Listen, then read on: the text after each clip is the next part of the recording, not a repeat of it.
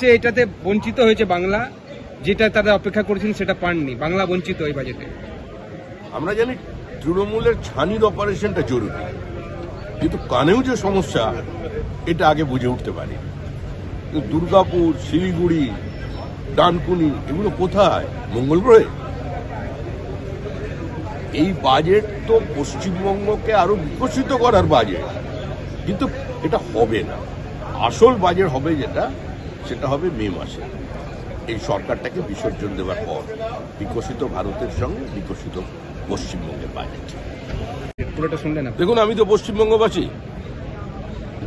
গত বছর একটা স্লোগান শুনেছিলাম, চাইনা মোদের বুলেট কার, মমতা দিয়ে আরেকবার। বুলেট ট্রেন চলবে।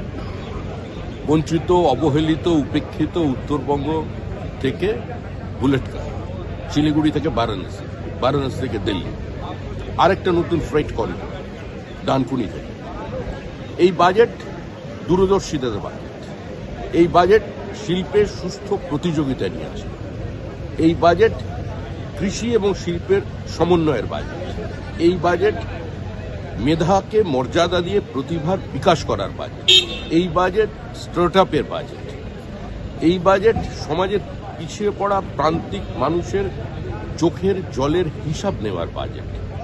এই বাজেট ভারতবর্ষের অর্থনীতিকে আরো গতিশীল করবে, ভারতবর্ষের বিনিয়োগ বাড়বে এবং সামগ্রিকভাবে আধুনিকতা এবং আমাদের দেশের যে নিজস্বতা, যে ইন্ডিজিনিয়াস যে টেকনোলজি আছে, সেটাকেই আপগ্রেড।